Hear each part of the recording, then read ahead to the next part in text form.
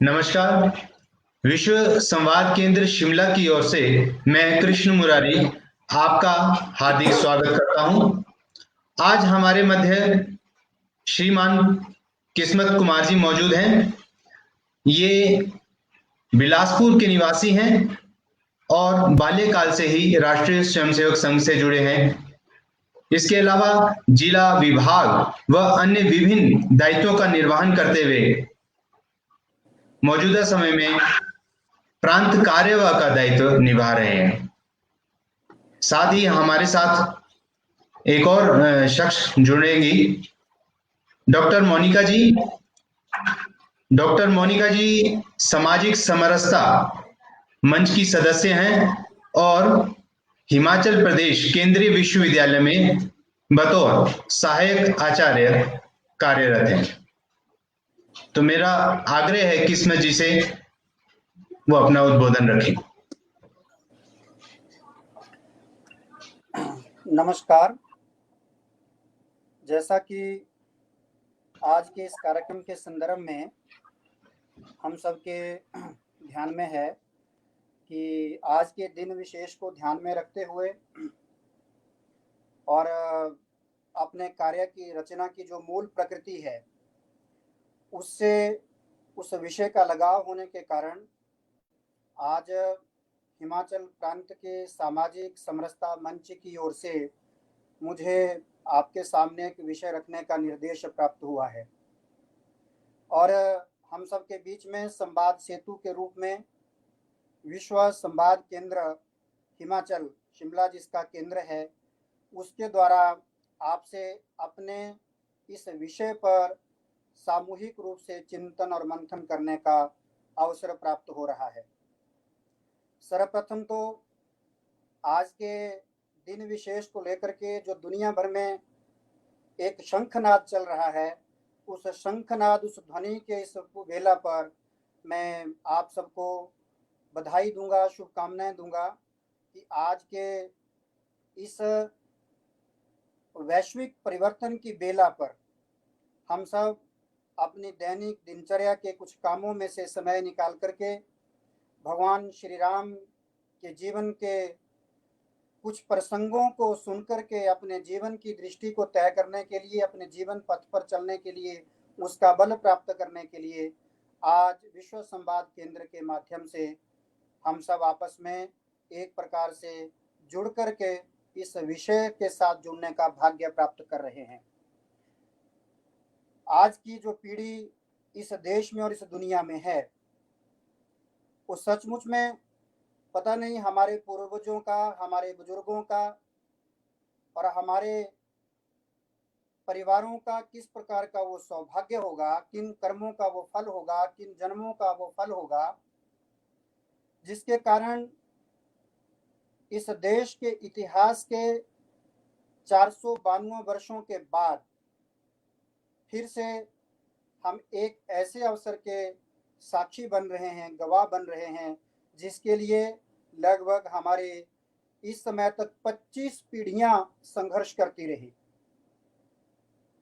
भारत के जो वैचारिक अधिष्ठान है उस अधिष्ठान को ध्यान में रखते हुए आज के दिन विशेष यानी केवल 5 अगस्त की चर्चा करते हैं तो एक प्रसंग आज का पिछले वर्ष भी हमारे देश के साथ जुड़ गया, जिस दिन भारत के जम्मू कश्मीर के अंदर जो कुछ व्यवस्थाएं लागू थी उनको ध्वस्त करके भारत के साथ उस समाज को समरस करने के लिए इस देश ने, समाज ने, शासन ने कदम आगे बढ़ाया। और दैव योग देखिए कि आज भी 5 अगस्त है और आज के इस दिन पर अपने इस भारत के जो वैचारिक अधिष्ठान है, जिनसे भारत को दुनिया से जाना जाता है, दुनिया भर में जाना जाता है, ऐसे मर्यादा पुरुषोत्तम भगवान श्री राम और उनके जन्म स्थान पर भव्य मंदिर निर्माण का एक पुनर्निर्माण की कार्य का, दिशा का, श्रृंखला का जो आज प्रारंभ हुआ, वो हम सब उसके लिए एक प्रकार से बधाई के पात्र हैं, उसका नैसर्गिक अभिनंदन के अधिकारी भी हैं। वास्तव में आज का दिन उन सब के प्रति भी एक प्रकार से नमन करने का है उनको याद करने का है, जिन्होंने भगवान राम के जीवन चरित्र को हजारों लाखों वर्षों से युगानुरूप रचना के हिसाब से आजकल की पीढ़ियों के सामने भी भगवान राम को एक विचार के रूप में हम सबके सामने जीवंत बनाए रखा। ऐसे आदि कवि भगवान महर्षि वाल्मीकि, जिनकी उस वैश्विक प्रथम महाकाव्य की रचना के कारण भगवान राम का जीवन चरित्र आज भी हमारे समाज के मानस पटल पर, प्रत्येक परिवार के मानस पटल पर एक जीवंत चित्रण की तरह उपस्थित रहता है। संत तुलसीदास जी की कृति रामचरितमानस के द्वारा भगवान राम की लीलाओं का मंचन करने वाली जो गांव-गांव में इस देश में जो टोलियां हर वर्ष शरद नवरात्रों में भगवान राम के जीवन चरित्र को सर्वत्र पहुंचाने का काम करती हैं, ऐसी वो टोलियां अभिनंदन का पात्र हैं। इसके साथ रामानंद सागर द्वारा कृत जो रामायण धारावाहिक, जिसने हमारे देश के अंदर एक पीढ़ी और आगे अगली पीढ़ियों के लिए भी एक जीवंत भगवान राम के जीवन चरित्र को हम सबके सामने प्रस्तुत करने का एक ऐतिहासिक काम किया, आज उनके भी अभिनंदन का दिन है। इसके साथ साथ इस लंबी जो 500 वर्षों की एक संघर्ष की यात्रा रही, इस यात्रा में 1528 से लेकर के 1992 तक ये जितने भी 490 पर लगभग 500 वर्षों की जो कालखंड की जो यात्रा रही, इस कालखंड की यात्रा में जिन जिन परिवारों ने अपने नौजवानों को घर से भेजा, अपनी माताओं को घर से भेजा, बुजुर्गों को घर से भेजा और कार सेवक का एक नाम प्राप्त करके वो भगवान श्री राम के काम के लिए स्वयं को वहां पर प्रस्तुत करने के लिए घरों से निकले। और पहले दिन से 1528 से जब देश के आतताइयों ने भारत के वैचारिक अधिष्ठान को ध्वस्त करने का प्रयत्न किया, दुस्साहस किया, उसी दिन से लेकर के 6 दिसंबर 1992 तक लाखों नौजवानों ने अपने व्यक्तिगत सुख सुविधाओं की चिंता न करते हुए, परवाह न करते हुए अपने आप को भारत के आज जो वैश्विक एक अधिष्ठान के नाते तंत्र दुनिया के सामने आ रहा है, उसके लिए अपना सर्वस्व बलिदान कर दिया। ऐसे परिवारों को, ऐसे बलिदानियों को, ऐसे कार सेवकों को आज मैं आप सबकी ओर से, अपनी ओर से, अपने संगठनों की ओर से एक श्रद्धा सुमन अर्पित करता हूं। साथ में हमारे इस सारे आंदोलन में कई लोगों ने अपने आप को आज के दिन को दुनिया को दिखाने के लिए निमित्त बनाया। उसमें चाहे सुप्रीम कोर्ट हो, चाहे हमारा पक्ष हो, चाहे हमारे विरोधी हो, यानी विरोध भी इस हद तक चला गया कि जिस हद तक कभी लोगों के मन में सोचने में लगे कि शायद ही भगवान के देश में, भगवान राम के देश में, भगवान श्री राम के जन्म स्थान पर भी मंदिर बनाने के बारे में सोचने में भी कई बार प्रश्न चिन्ह करने लगे। लेकिन उन लोगों ने विरोध की भी अपनी जो पराकाष्ठा थी, उस चरम पर जाने के बावजूद आज के दिन का जो दृश्य इस देश के अंदर जो पैदा किया, वो वास्तव में विचार, भारत का जो विचार है, भगवान श्री राम के जो जीवन का जो सार है, उसके आधार पर अगर बोलेंगे तो वास्तव में सामाजिक समरसता के प्रतीक मर्यादा पुरुषोत्तम भगवान श्री राम का वो जीवन ही सबके पीछे, उनके जीवन का वो बल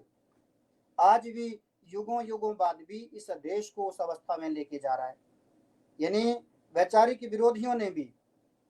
कोर्ट की प्रक्रियाओं ने भी, और इसके बावजूद मीडिया पक्ष ने भी, यानी इस सारी यात्रा में अपने को चाहे पक्ष में चाहे विपक्ष में किसी भी रूप में रखा, लेकिन भगवान राम के साथ जुड़े रहे। और भगवान राम के साथ जुड़े जुड़े इस यात्रा में आज अपने आप को भगवान राम के सामने एक प्रकार से, आज अगर मीडिया का चित्र देखते हैं, कोर्टों का चित्र देखते हैं, अपने इस राम जन्मभूमि केस में जो विरोधी पक्ष सुप्रीम कोर्ट तक हमारे वैचारिक आधार पर वो लड़ता रहा, आज वो स्वयं भगवान श्री राम के जन्म स्थान पर जो भव्य मंदिर निर्माण का काम शुरू हुआ, ऐसे वो विरोधी पक्ष के लोग भी आज वहां पर उस मंदिर के काम के अपने शरीर उन आंखों से देखने के लिए प्रस्तुत थे। वास्तव में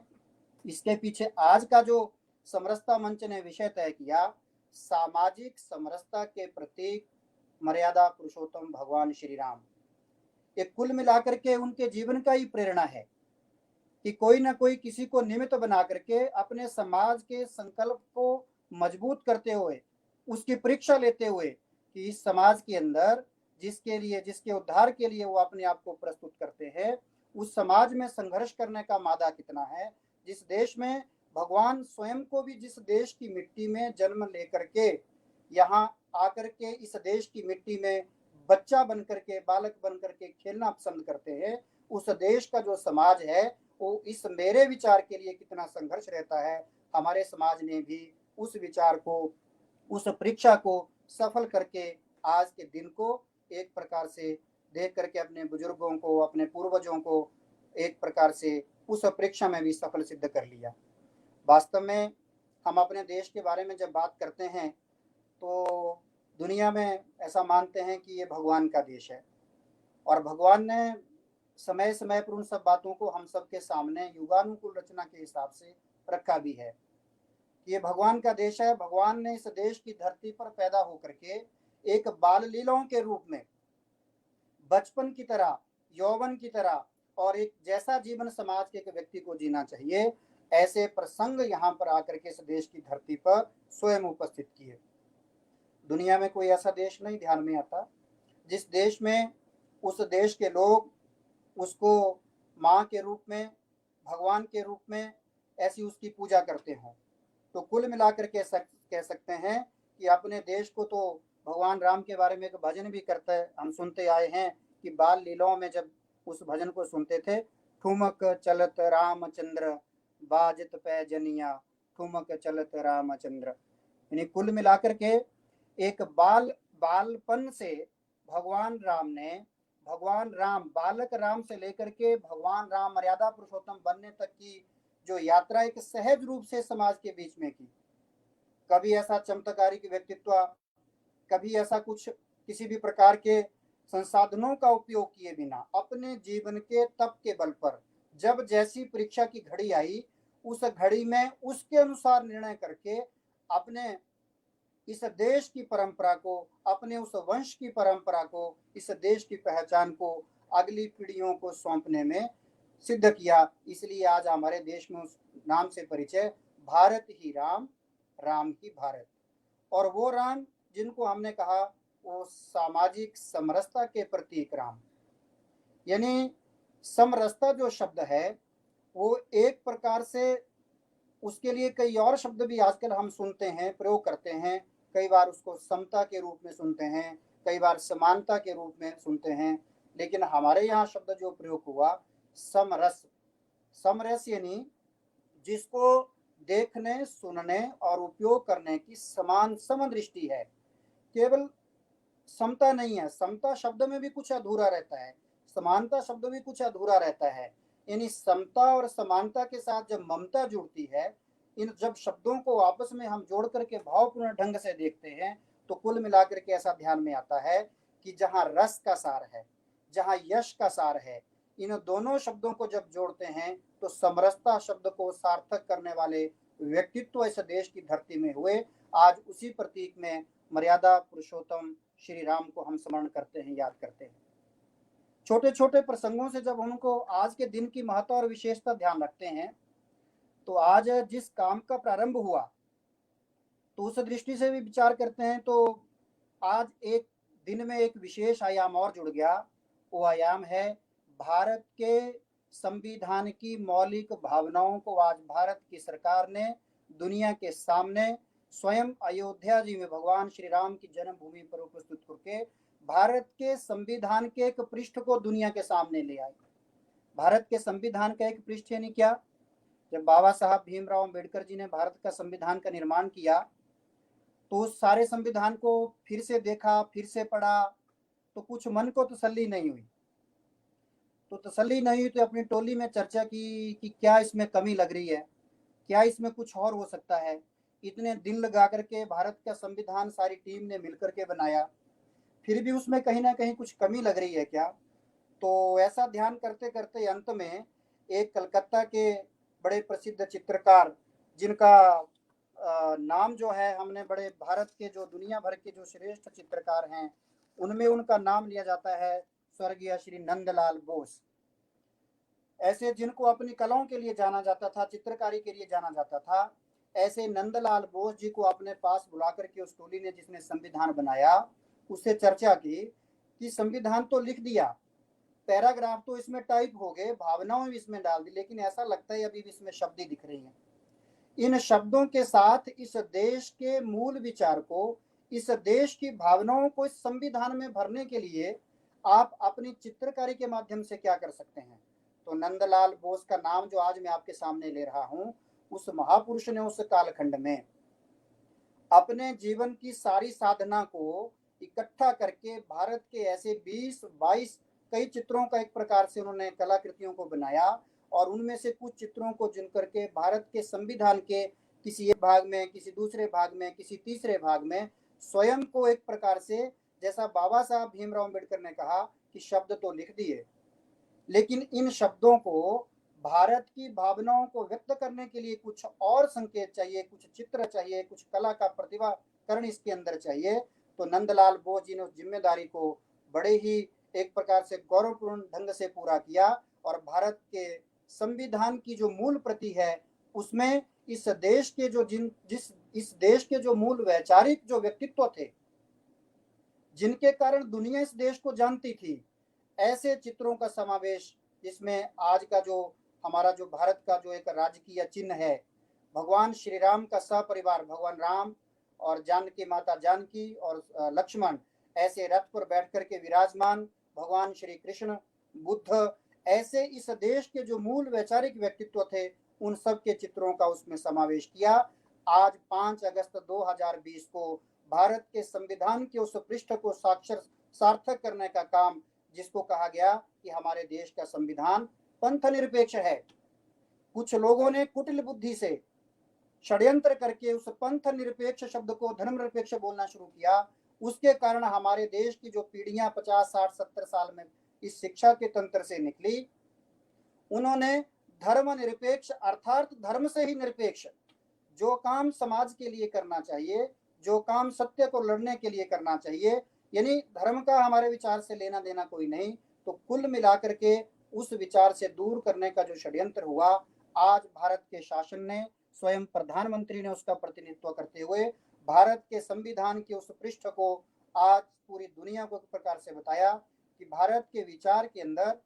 किसी कारण, सामाजिक संघर्ष के कारण, किसी अवस्था के कारण, हो सकता है कुछ समय के लिए घड़ी की सुइयों की तरह कोई काल का प्रवाह ऐसा आ गया कि जिसमें कोई कमजोरी प्रकट होती हो, लेकिन भारत का समाज अपने आप को समरस, एक रस, स्वतंत्र करते हुए अपने चिंतन के आधार पर आज भी खड़ा है। आज इसलिए मुझे लगता है कि भारत के संविधान की मूल प्रस्तावना में भगवान श्री राम के सपरिवार उस चित्र का भी एक प्रकार से सार्थकीकरण करने का प्रयत्न जो है आज हो गया।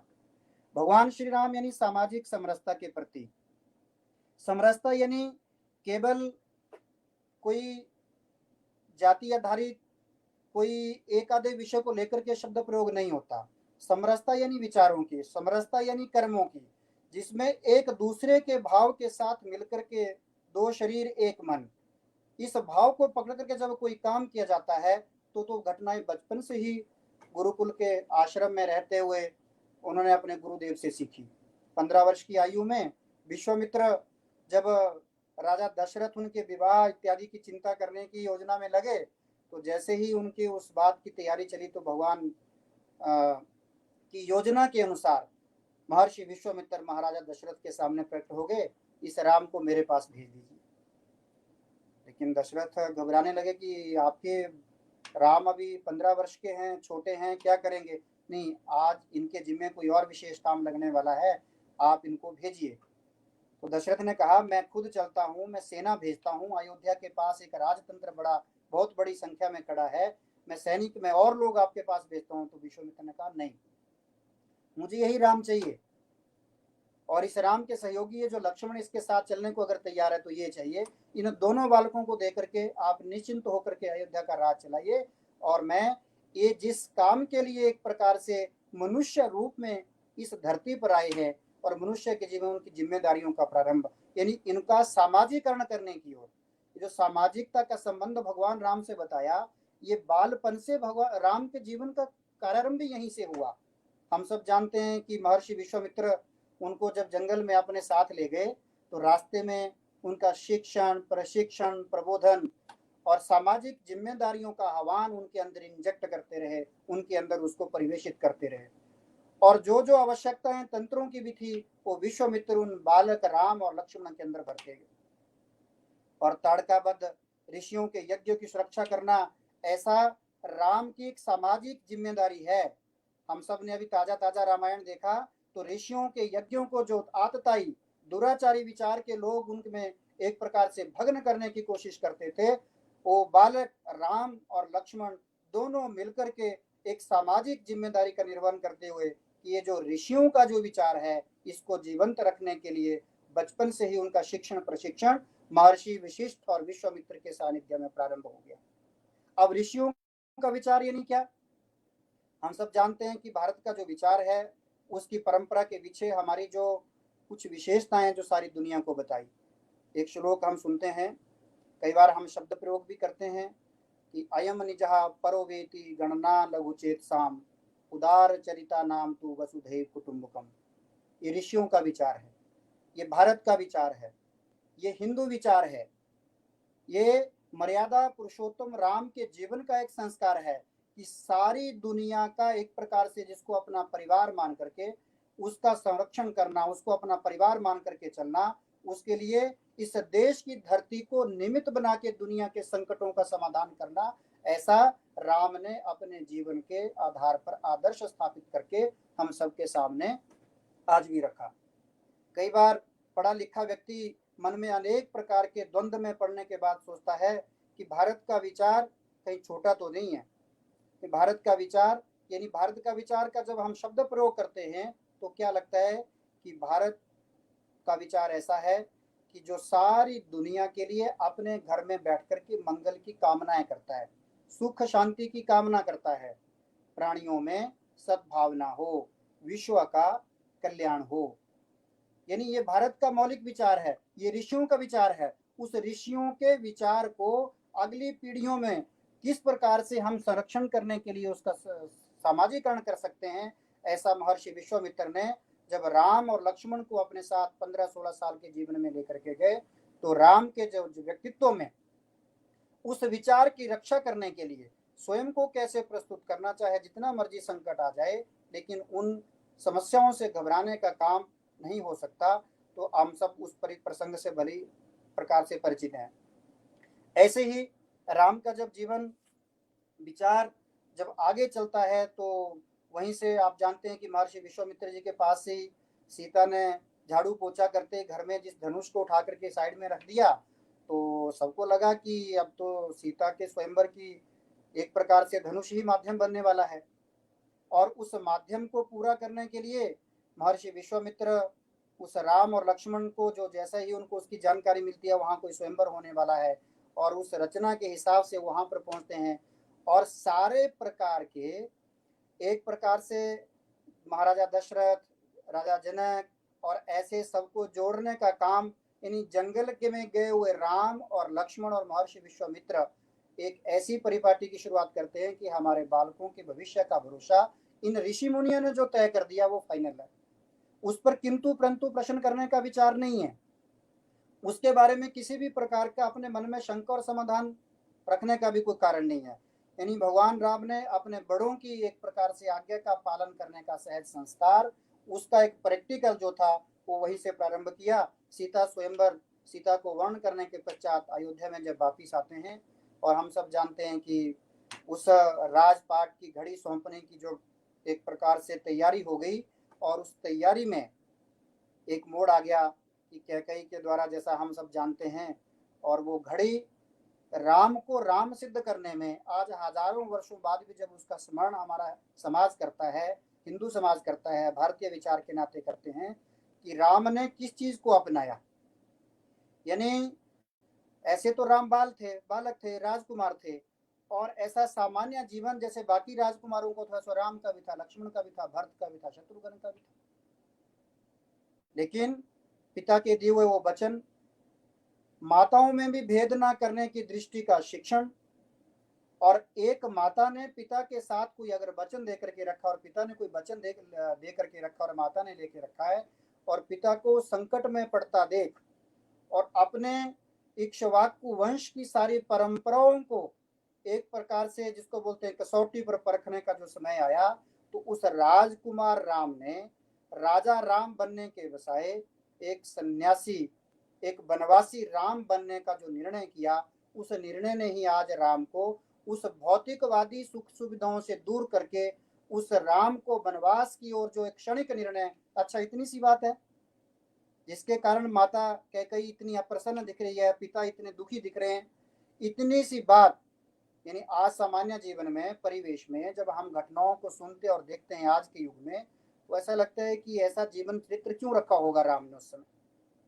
क्यों अपने उस वंश परंपराओं को कि जो कुछ है वो समाज के लिए है और समाज की दृष्टि से उसको उपयोग करना ये हमारी आवश्यकता है। तो राजकुमार राम ने स्वयं को एक प्रकार से पिता के उन वचनों का पालन करने के लिए स्वयं को प्रस्तुत किया और राजपाट छोड़ करके, महलों को छोड़ करके माता कैकेयी और किसी भी प्रकार का माताओं में कोई विद्वेष, कोई भाव ना रखते हुए, उनको भी सामाजिक दृष्टि से पूरा मान सम्मान देते हुए तुरंत निर्णय किया कि मैं जंगल की ओर, मैं वनवास की ओर प्रस्थान करता हूँ। यानी राम का आज जो मर्यादा पुरुषोत्तम नाम मिला, उसको और आगे बढ़ाने की यात्रा राम ने प्रारंभ कर दी। हम सब जानते हैं जब घर से निकले तो वलकल वेश थे, सीता माता साथ में और लक्ष्मण भाई स्वयं अपने आप उनके साथ चलने को सिद्ध हो गए और तीनों मिलकर के जैसे ही सबसे पहले बोलते अयोध्या से बाहर निकलते हैं तो पड़ोसी जो राज्य उस समय वहां का था तो निषाद राजगुह जो उनके क्लास फेलो थे, आज जातियों के नाम पर बड़े अहंकार सिर चढ़ करके बोलते हैं, कोई ब्राह्मणों के नाम पर, कोई क्षत्रियों के नाम पर, कोई राजपूतों के नाम पर। यानी मर्यादा पुरुषोत्तम राम के जीवन का जो संस्कार था, उस समाज को जोड़ने की जो यात्रा एक प्रकार से आज हम उनको याद करते, उनके जीवन के उन प्रसंगों को जब हम एक प्रकार से स्मरण करते हैं तो ध्यान में क्या आता है कि जिस गुरुकुल में वो पढ़ते थे तो निषाद राजगुह भी उनके साथ वहीं पर, यानी वो राजपुत्र थे और निषाद राज जो जिस परंपरा से जुड़े थे वो हम सबके ध्यान में ही है। और उनके साथ होने के कारण जब उसके क्षेत्र से वो एक प्रकार से वनवास की यात्रा को प्रारंभ करते हैं तो केवट को बुलाते हैं। केवट यानी क्या, तो आज की भाषा में कहीं बोलेंगे तो समाज में उस समय की सबसे उपेक्षित जाति, जिस जाति का स्थान केवल कुछ काम, एक निश्चित काम है, उसी काम को करने तक वो सीमित थे। तो केवट को कहा कि आइए और हमें इस तमसा नदी को पार कराइए। लेकिन हम सब जानते हैं उस प्रसंगों की, उस नदी को पार कराने से पहले केवट बोलते नहीं नहीं, मैंने आपके बारे में कुछ और भी सुन के रखा है, आपके बारे में मैंने सुन के रखा है कि आप तो ऐसा करते हैं कि किसी को पैर लगाते हैं और उससे मनुष्य बन जाता है, शरीर बन जाता है, महिला बन जाती है। वो जो एक प्रकार से प्रसंग आता है हिल्या का, तो कहीं ऐसा ना हो बहाना चुन करके आप मेरी नाव को पैर लगाएं और ये भी कहीं वैसी बन जाए। वास्तविक हेतु क्या था, तथ्य क्या था कि वो एक प्रकार से उपेक्षित जाति का जो केवट था वो राजकुमार राम से जो संवाद कर रहा है और उसको बोलता है कि नहीं नहीं, पहले तो मैं आपके चरण पखारूंगा, मैं आपके चरण धोऊंगा। यानी उसको छूने का जो मन में एक भाव था, अटैचमेंट थी, उसको करने का एक बहाना ढूंढ रहे थे कि मैं किस प्रकार से इस राजकुमार राम के पाँव की जो एक प्रकार से पखार लूं, धो लूं, काम पूरा कर लूं। और हम सब जानते हैं कि अपनी नौका पर ले जाने से पहले यानी राम को मनाना पड़ा, यानी केवट ने अपने एक प्रकार से उनको लगा कि केवट को मनाए बिना तो नदी पार नहीं हो सकती, तो उसका भी मेरे जीवन की यात्रा में उतना ही महत्व है जितना मेरा स्वयं का है। केवट को मनाया, केवट ने उनको मनाया कि मेरे को अपने पाँव को पखारने दीजिए, पाँव धोए, तो जैसे उस पर विराजमान करके और उस नदी को पार किया। हम सब बाद में प्रसंग जानते हैं केवट के साथ उनका संबंध कैसा, एक दोस्त की तरह संवाद उसके बाद हुआ। दूसरे घाट पर पहुंच गए तो उतराई, किराया तो लेना ही पड़ना था। तो भगवान राम ने, अभी भगवान तो कहाँ भी राजकुमार राम ही थे, तो राम ने कहा कि किराया कितना हुआ, उतराई कितनी हुई। तो केवट ने कहा कि कोई बात नहीं, छोड़ो परे, आपसे क्या किराया लेना। नहीं नहीं, ऐसा कैसे हो सकता है। तो राम ने तो कहा कि मेरे पास वैसे है नहीं, फिर भी नहीं नहीं आप छोड़ो परे, आपसे क्या किराया लेंगे, क्या किराया क्यों नहीं लेंगे, आप भी तो हमारे स्टाफ के ही आदमी हो। जैसे आजकल कई बार बस कंडक्टर दूसरी बस में बैठ जाता है तो कंडक्टर को बोलता है मैं भी स्टाफ का ही हूँ, तो वो भी समझ जाता है कि हो सकता है ये भी किसी बस का ही कंडक्टर हो, अपने स्टाफ की तरह हो या ड्राइवर हो। तो वो फिर से उसको पूछता है कि मैं समझा नहीं आपकी, मतलब भाई आप भी मेरी तरह ही हो, जैसे मैं ये नदियाँ पार करा रहा हूँ, ऐसे आप भी नदियां ही पार करवाने वाले हैं, तो किराया छोड़ो, पर जब कभी मिलेंगे तो हिसाब किताब पूरा कर लेंगे। तो राम ने बोला फिर भी बात ध्यान में तो करवानी पड़ेगी, कि बाद में कब कर लेंगे। बोलते कि नहीं नहीं, आज तो मैंने इस घाट पर पार करा दिया, तो इसका किराया मैं छोड़ देता हूँ। जब मैं इस शरीर को छोड़ के अगले घाट पर आऊंगा, आपके पास आऊंगा, तो आप मेरा किराया छोड़ देना, मुझे उस घाट के पार लगा देना। यानी केवट और राम का जो संवाद सामाजिक दृष्टा की दृष्टि से एक मित्रवत जो व्यवहार उस समय का उनका जो प्रसंग दिखता है, वो राम को मर्यादा पुरुषोत्तम राम, फिर भी राम को लगता है कुछ देना तो चाहिए, लेकिन साथ में तो कुछ है नहीं है, खाली है। तो सीता की ओर देखते हैं। सीता का उस समय का जो चरित्र दिखता है, उस देश की किसी भी महिला का जो एक विशेष संस्कार है, घर में कुछ हो ना हो, लेकिन वो मातृशक्ति जो है घर में, वो जो महिला है, वो घर में जिसको लक्ष्मी का रूप कहा जाता है, वो कभी भी अपने किसी भी विपरीत परिस्थिति के लिए, संकट की अवस्था को भी कितनी आसानी से, कितनी सहजता से उसको टालती है। राम जब सीता की ओर देखते हैं तो सीता समझती है कि राम की आंखें बता रही हैं कि राम के पास देने को तो अब कैश तो है नहीं है। तो सीता तुरंत अपने जो अंगूठी उसने अपनी रिंग सेरेमनी की जो उसकी अंगूठी जो उसने अपने वहां पर धारण की हुई थी, उस अंगूठी को बताते वाल्मीकि रामायण में कि उसको मुदित मन से प्रसन्न चित्त होते हुए उसको उस केवट की ओर एक प्रकार से उतराई देने के लिए प्रस्तुत किया। यानी राम और सीता का वो समर्पण, उन दोनों का ये जो प्रसंग है, राम को मर्यादा पुरुषोत्तम राम बनाने की ओर किस प्रकार से अंगीकृत करता है। आगे की यात्राओं में हम सब जानते हैं कि 14 वर्ष भगवान राम ने जब इस केवट से और निषाद राजगुह से मिलकर के जो अपने वनवास की जो यात्रा शुरू की, उन 14 वर्षों की उन वनवास की यात्रा का अगर हम सारा विश्लेषण करते हैं, तो आज भी हम बड़े गौरवपूर्ण ढंग से कहते हैं कि राम ने सबसे बड़े संगठन तंत्र को खड़ा करने का काम उस समय किया। 14 वर्षों में समाज के सबसे अंतिम व्यक्ति तक संपर्क करने की कोशिश की, उस अंतिम व्यक्ति से संपर्क करने की कोशिश की जो राजमहलों में नहीं रहता था, जो बाजारों में नहीं रहता था, जो जिला केंद्रों पर नहीं रहता था, वो गिरी कंदराओं में, जंगलों में, कंदराओं में, गुफाओं में कहीं निवास करता था। यानी वनवासी, उपेक्षित समाज जो सुख सुविधाओं के अभाव से भी रहता था, उनके साथ भी एक प्रकार से अपने सामाजिकरण की यात्रा, उनके बीच में बिना किसी आस पड़ोस के इतने राज्य होते हुए भी, कहीं ननिहाल थे, कहीं मित्र थे, कहीं कुछ था, किसी का भी उपयोग ना करते हुए स्वयं सारी यात्रा में उसके आगे चल करके उन्होंने अपने जीवन भर उन्हीं वनवासी और समाज के अंतिम जो उपेक्षित वर्ग के लोग थे उनसे मिलने का एक प्रकार से कार्य किया। हम सब जानते हैं कि उसी वनवास में ऐसे जब सीता माता का जब एक प्रसंग आ गया, हरण हो गया रावण के द्वारा, तो उसके बाद ढूंढते ढूंढते जिन लोगों को अपने साथ जोड़ते चलते हैं, उसमें शबरी माता का नाम आता है। शबरी एक प्रकार से यानी उस समय की समाज की उपेक्षित वर्ग की एक ऐसी तपस्विनी जो कई वर्षों से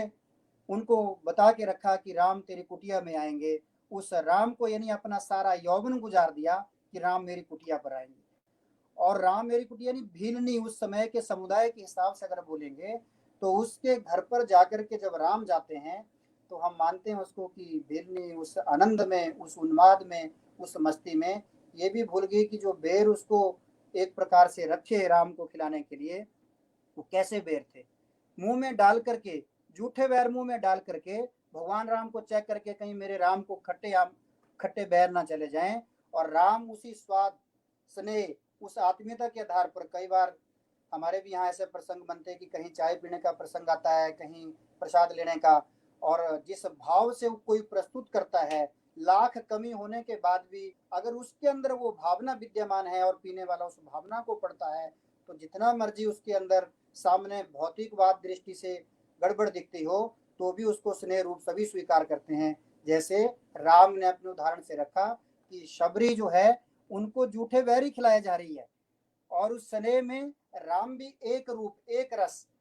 एक मत होकर के वो सामाजिक दृष्टि से उस शबरी को आज भी हम हजारों साल बाद ऑनलाइन इस ब्रॉडकास्ट पर याद कर रहे हैं। तो उस शबरी और राम के जो कर्तृत्व का जो संबंध था सामाजिक समरसता की दृष्टि से, उनके जीवन का इससे बड़ा उदाहरण हम सबको कोई और दिख नहीं सकता। इसलिए राम का जो संबंध जैसे जैसे आगे बढ़ते हैं उस यात्रा में, रामायण का हम सब जानते हैं कैसे कैसे लोगों को साथ लिया। सुग्रीव यानी क्या, यानी उस समय के आदिवासी वनवासी परंपराओं से जुड़ा हुआ व्यक्तित्व, और सुग्रीव को साथ लेकर के उस वनवासी परंपरा, आज भी कई बार राम के व्यक्तित्व पर प्रश्न चिन्ह लगाने का गोरख धंधा इसी देश के कुछ लोग करते हैं। यानी राम को एक प्रकार से कुछ समाज के किसी विशेष वर्ग के वो भगवान थे, हम हमारे लिए यानी राम ने कभी अपने आप अपने जीवन में तो कहा नहीं मैं भगवान हूँ। उन्होंने अपने जीवन में उन प्रसंगों के कारण समाज ने उनको भगवान मान लिया, मर्यादा पुरुषोत्तम मान लिया। जब जंगलों में भटकते भटकते अपनी उस एक प्रकार से सीता माता की खोज में जब वो सुग्रीव को पकड़ते हैं, हनुमान जी को मिलते हैं, अंगद से परिचय प्राप्त करते हैं और बाली का जो वध करते हैं, तो इन सारे प्रसंगों में हमको यही तो बात ध्यान में आती है कि भगवान राम बनने की जो यात्रा उन्होंने की, तो उनके पीछे उनका जो ये जो वर्ग था समाज का, जिसको उपेक्षित वर्ग बोलते हैं आज की दृष्टि में भी, जिसको समाज में ऐसा पिछड़ा माना जाता है, हेय देखा जाता है, ऐसे समाज के बल पर ही उन्होंने यानी सोने जैसी लंका के लंकाधिपति रावण से टकराने का एक निश्चय कर लिया। हम उनके जीवन में कहीं कोई चमत्कार नहीं देखते, भगवान की कोई ऐसी शक्तियां कलाओं को संपूर्ण करके यानी जंगलों में चलते चलते ऐसे आदिवासियों को अपने साथ लेते लेते बाली का वध भी करना, यानी क्या, यानी किसी संस्कृति के विचार के विरोध में कहीं काम हुआ, तो अगर वहां पर उस विचार को स्थापित करने के लिए सुग्रीव की सहायता करनी पड़ी तो बाली का वध भी किया।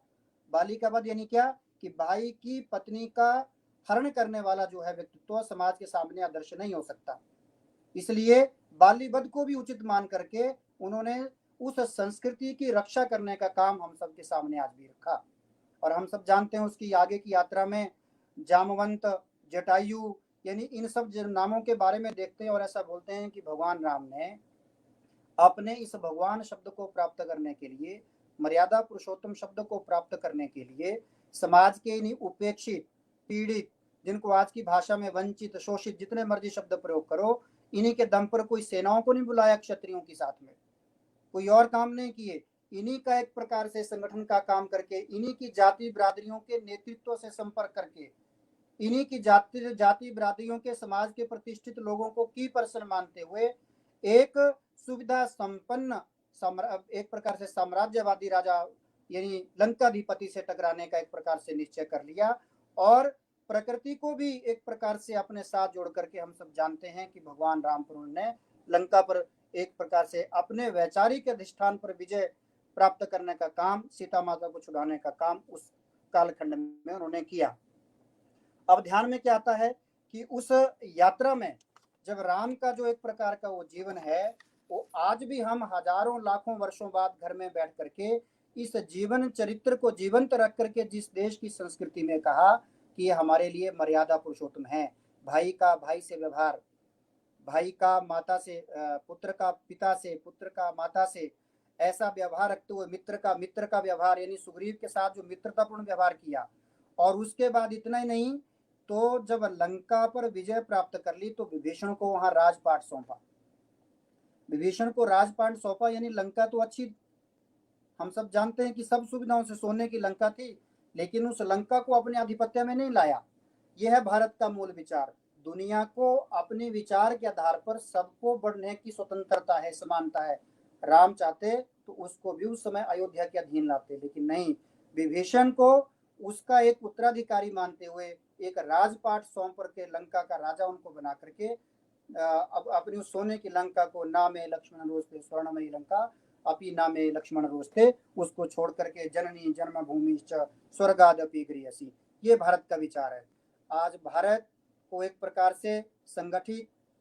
शक्तिशाली, सुरक्षित बनाने का अर्थ क्या होता है कि दुनिया भर में ऐसे आस पड़ोस के जितने भी राज्य हैं, जहां भी कोई किसी संकट से जूझता है, तो इस देश की जो सात्विक शक्ति है, इस देश का जो शासन है, उनके साथ खड़ा होकर के उनकी स्वतंत्रता को भी कायम रखने के लिए भारत काम करता है। ऐसा राम ने मर्यादा पुरुषोत्तम राम बनने की उस यात्रा में हम सबके सामने आज भी उदाहरण रखा है। और विचार के नाते तो बताते हैं कि इस देश में चींटियों को भी एक प्रकार से अपने समान मानते हो कि इसमें भी उसी आत्मा का निवास है जिसमें मेरे अंदर है। सांपों को दूध पिलाने की परंपरा भी इसी देश के अंदर है। यानी भगवान राम के उस सामाजिकरण का जो अभ्यास आता है कि समाज का प्रत्येक उपेक्षित वर्ग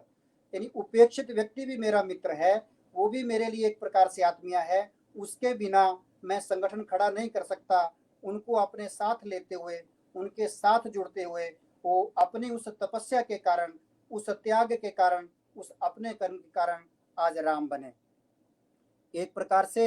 आज हम सब भगवान राम के जीवन चरित्र को याद करते हैं तो महर्षि वाल्मीकि जी के उस वाल्मीकि कृत रामायण के कारण करते हैं। यानी राम सामाजिक समरसता के प्रतीक हैं। इससे बड़ा और क्या उदाहरण हो सकता है कि विश्व का सबसे पहला महाकाव्य लिखने वाले महर्षि वाल्मीकि,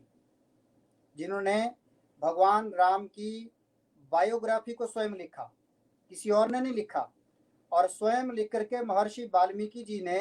भगवान राम के उस मर्यादा पुरुषोत्तम के जीवन को आज महर्षि वाल्मीकि जी के जो एक प्रकार से परंपरा से जुड़े लोग हैं, हम जब अपने आस पड़ोस के परिवेश में देखते हैं, क्या वे उस भारत का दृश्य है जिसकी कल्पना, जिसके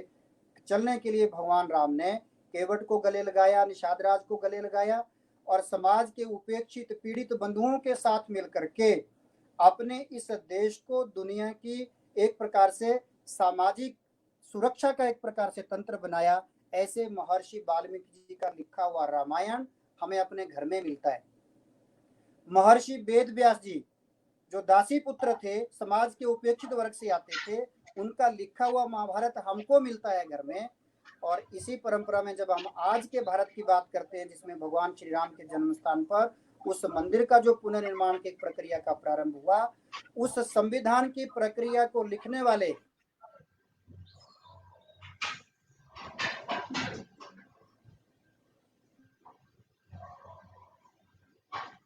वीडियो कट रही है, आ रही आवाज। भारत के संविधान को लिखने वाले भीमराव अंबेडकर भी एक प्रकार से देखते हैं तो हमारे समाज के आज की दृष्टि में देखेंगे तो उसी वर्ग से आते हैं जिसने भारत के विचार को लाखों वर्षों से जिंदा रखने का काम किया है। यानी महर्षि वाल्मीकि,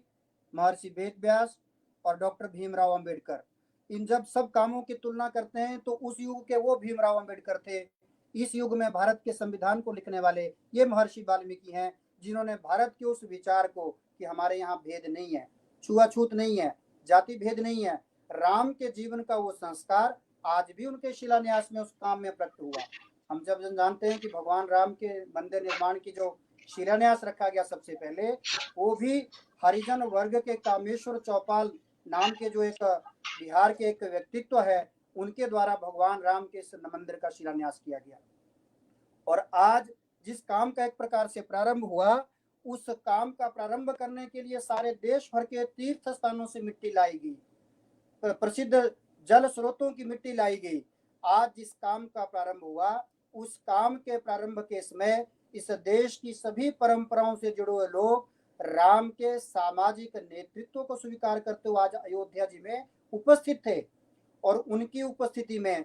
दीक्षा भूमि बाबा साहब भीमराव अंबेडकर जी इच्छा भूमि है, वहां का लाया हुआ जल, राष्ट्रीय स्वयंसेवक संघ के उद्गम स्थान की जो मिट्टी है, वहां का लाया हुआ जल आज उस ईंटों के रूप में वहां पर समाविष्ट करके भगवान राम के मर्यादा पुरुषोत्तम राम के उस जीवन चरित्र को लेकर के आज वहां पर हम सबके सामने जो पूजन हुआ, देश के सभी मूल विचार के लोगों को सामूहिक रूप से रखते हुए उसका प्रकटीकरण आज भी उसके अंदर हुआ। यानी राम कैसा नाम, यानी एक प्रसंग बताते हैं रावण का कि राम का नाम लेने मात्र से ही जीवन का आत्मिक तत्व बदल जाता है, मन बदल जाता है। हम जब जानते हैं कि रावण जब सीता को मना नहीं पा रहा था समर्पण करने के लिए तो परेशान था,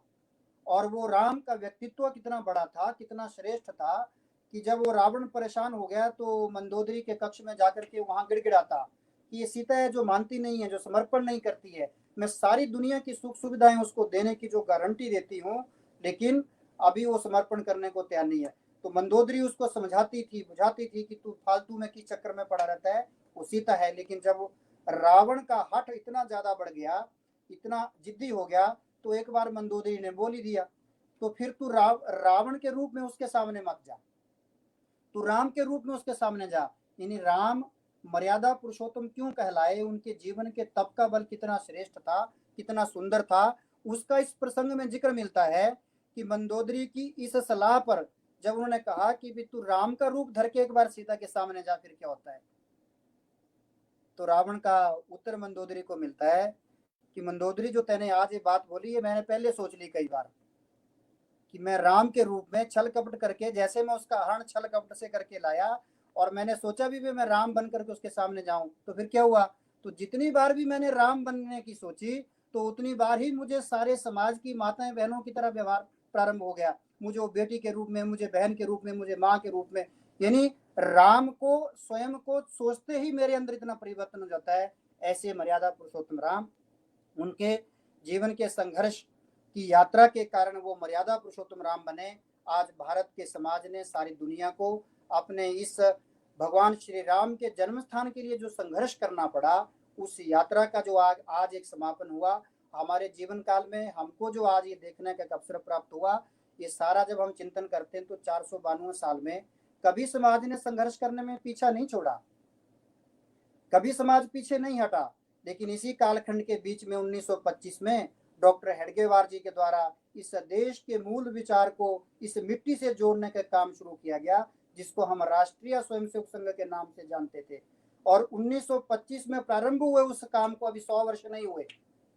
यानी 492 काल के संघर्ष का जब हम वैचारिक विश्लेषण करते हैं कि संगठन के बिना इस देश के अंदर, इस समाज के अंदर 135 करोड़ लोगों की आवाज बनने के लिए हमको समय देने वाले लोग चाहिए, हमको समर्पण करने वाले लोग चाहिए, हमको भारत के विचार को, जो समरसता का विचार है, जहां छुआछूत को स्थान नहीं है, जहां जातियों में भेद नहीं चल सकता, ऐसे हमारे समाज जीवन के उन महापुरुषों के उदाहरण के आधार पर इस भारत की मिट्टी से ऐसे लोग खड़े करने पड़ेंगे। अभी संघ को 100 वर्ष नहीं हुए और 100 वर्ष प्रारंभ होने तक, यानी आप देखिए कि इस 1925 के बाद राष्ट्रीय स्वयंसेवक संघ ने 1980 के दशक में इस श्री राम जन्मभूमि के आंदोलन को अपने साथ जोड़ा। 40 साल का संघर्ष सारा। पूजनीय सरसंघ चालक उस समय के बाला साहब देवराज जी ने उस समय कहा भी, दिन भर का चिंतन, कई दिनों का चिंतन, कि इस मामले में हाथ डालते हमको कम से कम 30 से, आज भी पूजनीय सरसंघ चालक जी ने अयोध्या में उसका वर्णन किया कि हमको इस संघर्ष को 30-40 वर्ष तक संघर्ष चल सकता है, इतनी तैयारी करनी पड़ेगी। और आज उसका प्रतिफल हम सब जानते हैं। और आज भी हमको उस संगठन सूत्र को, यानी संघ के 100 वर्ष पूरे होने को आ गए हैं, और आज का जो प्रसंग है वो हमारे जीवन का, जिसको बोला कि कोई विशेष प्रसंग है, आगे की तैयारी यहीं से प्रारंभ होती है। और इन देश के अंदर जो आत्मिक चुनौतियां हैं, राम के सामाजिक समरसता के प्रतीक के चिन्ह पर जो चुनौतियां दिख रही हैं, जातियों में भेद दिखता है, जातियों में संघर्ष खड़ा करने के षड्यंत्र रचे जाते हैं, जातियों में कुछ को श्रेष्ठ बना करके कुछ को हीन मान करके, ऐसे गुजारा नहीं होने वाला। पूजनीय सरसंघ चालक जी एक प्रसंग सुनाते हैं कि आज जो जातियों में भेद की जो दृष्टि है, ये दोनों तरफ से कोशिश करनी पड़ेगी, यानी जो तथाकथित स्वर्ण जातियों के लोग हैं और उपेक्षित बंधु जो इस समाज के हैं, दोनों तरफ से कुछ पहल करनी पड़ेगी। अपने मनों में ये जो विष का भेद जो व्याप्त है, इसको समाप्त करने के प्रयोग करने पड़ेंगे। इन प्रयोगों का नाम है शबरी के बेर खाना, इन प्रयोगों का नाम है सुग्रीव जटायु जामवंत से मिलना, यानी हमारे समाज की अलग अलग प्रकार की जाति बिरादरियों के नेतृत्व से संपर्क करना, उस संपर्क को साथ लेकर के आज अपने अपने जीवन में, अपने अपने घरों में राम के उस सामाजिक समरसता के उस संदेश को अगली पीढ़ियों को सौंपने की जिम्मेवारी आज हमारे जिम्मे है। यानी पूजनीय सरसंघ चालक जी क्या बताते हैं, दोनों तरफ से प्रयोग करने पड़ेंगे। कैसा प्रयोग करना पड़ेगा कि नानाजी देशमुख और पंडित दीनदयाल उपाध्याय जी एक बार कहीं संघ के काम करते किसी प्रवास पर दोनों जा रहे थे, जब संघ में प्रचारक थे ही हो, राजनीतिक क्षेत्र में आने से पहले। तो चलते चलते दीनदयाल जी कहीं किसी डंगे में से गिर गए और नीचे खड्डे में गिर गए। अब दीनदयाल जी नीचे और देशमुख जी ऊपर, और बाकी लोग भी दाएं बाएं देख रहे। तो दीनदयाल जी नीचे से खड़े होकर उनको देख रहे, वो नाना जी ऊपर खड़े, तो बोले निकलो बाहर खींचो। तो दीनदयाल जी अपने पाँव के बल पर खड़े होकर के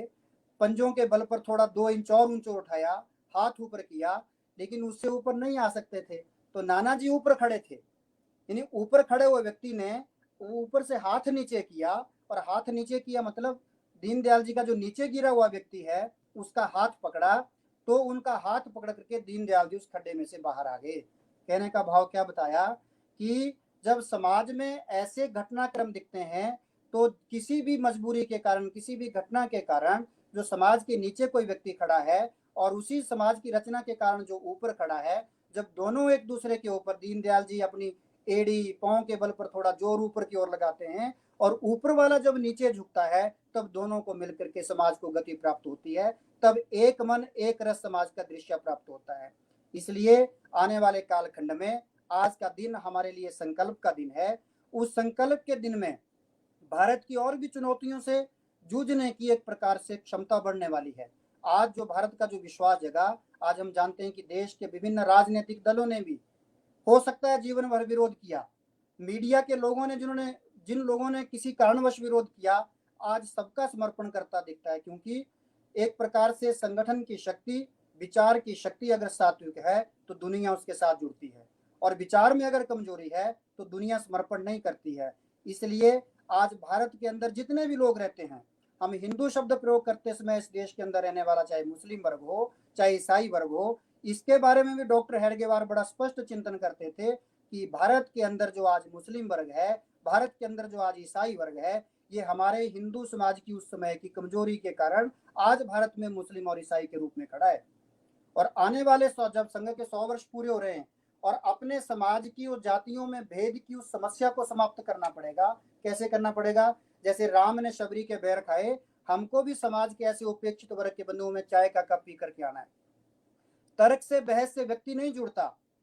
तर्क और बहस किसी भी सीमा में किसी भी पक्ष और विपक्ष में जा सकती है, उससे देश आगे नहीं बढ़ता, उससे समाज आगे नहीं बढ़ता। उस समाज को आगे बढ़ाने के लिए मन की आत्मीयता चाहिए, मन की अटैचमेंट चाहिए। वो अटैचमेंट राष्ट्रीय स्वयंसेवक संघ के स्वयंसेवकों को शाखा में कबड्डी खिला करके, खेल खिला करके, समता करा करके, सहज रूप से उसके मन में जो आती है, आज उसका समाज में प्रकटीकरण करने का अवसर भी है। आज उस संकल्प को सबके सामने लाने का दिन भी है। यानी कुल मिलाकर के अंत में मैं इतनी सी बात कहते हुए अपना विषय समाप्त करता हूं कि आज इस दिन की जो गहमा गहमी हम सबको जो प्राप्त हुई, जो इस संघर्ष में जितने भी लोग उसमें आज लगे, आज उस भगवान राम के जीवन चरित्र को जिन लोगों ने भी हजारों वर्षों की परंपरा में हमारे सामने रखा, और हमारा अब संकल्प इस पीढ़ी का है कि अगली पीढ़ी भी क्या हमारे इस सामाजिक भेद उत्पन्न करने के ढांचे को कब ध्वस्त करती है, कब उन सीमाओं से बाहर जाकर के इस देश का समाज एक रस समाज है, इस देश का समाज समरस समाज है। इस देश के अंदर रहने वाला मुसलमान और ईसाई, जब हम उसको ये याद करवाते हैं कि 400 साल पहले, 450 साल पहले आपके पूर्वज हिंदू थे, हो सकता है उस समय की किसी कमजोरी के कारण, किसी परिस्थिति के कारण, किसी मजबूरी के कारण आप हिंदू समाज से अलग हो गए, लेकिन आज समय उस आह्वान को फिर से प्रकट करने का है, खुल करके बोलने का है कि आइए अपने पूर्वजों की परंपरा में, किन पूर्वजों की परंपरा में, जिन पूर्वजों की परंपरा में हमको ये बताया गया कि हमारे यहाँ पर त्रिनवंतो विश्वमार्यम, हमारे इस देश की एक प्रकार से शक्तिशाली सुरक्षा की गारंटी सारी दुनिया को है। जिस देश के लोग पेड़ पौधों के जीवन को भी अपने जीवन की तरह देखते हैं, चिंतन की तरह देखते हैं, रात को पौधा सो गया तो उसका फल तोड़ने से परहेज करते हैं, ऐसा समाज, ऐसा विचार जो पेड़ पौधों से, सोए हुए पेड़ पौधों से फल तोड़ने के चिंतन के, इनके सोने की भी चिंता करता है, वो समाज, वो विचार सारी दुनिया के लिए सुख और शांति की गारंटी देने की क्षमता रखता है। केवल हमको अपने विचार के द्वारा आज उसको समाज में फिर से स्थापित करने की आवश्यकता है। अंत में मैं आप सबका धन्यवाद करूंगा कि आज के दिन की इस गहमागमी रात को दीपमाला, दीपोत्सव घर घर में करेंगे। हम अपने घरों की सज्जा में लगे हैं, दीपमालाएं करेंगे। आज की पीढ़ी अपने संकल्प दिन में कि राम के चरित्र को, मर्यादा पुरुषोत्तम राम बनाने वाले प्रसंगों को आज शाम को घर में बैठ करके स्मरण करेंगे। संघ की स्वयंसेवक और समाज जीवन के संघ से बाहर के लोग भी, जिनका संघ के साथ संबंध नहीं है, वो भी राम के जीवन चरित्र को उतना ही आगे ले जाने में सहायक होंगे। ये जो सामाजिक चुनौतियां आज सामने दिखती हैं, इनसे निवारण करने में, हम सबको समर्थ करने में, सबकी मनोबल की इच्छाएं हम सबको उसमें सफल करने के लिए ईश्वर ताकत दे, शक्ति दे। इतना कहते हुए मैं सामाजिक समरसता मंच का और एक प्रकार से विश्व संवाद केंद्र शिमला का और इस समय हमारे साथ यहाँ पर उपस्थित बंधुओं का आभार प्रकट करना और आपके अंदर उस विद्यमान राम को, जिस राम ने एक प्रकार से अपने सारे आत्मिक तत्वों को, उस वैचारिक यात्रा को हम सबके सामने रखने का आज भाग्य प्रदान किया, उस राम को प्रणाम करते हुए मैं अपना विषय समाप्त करता हूँ।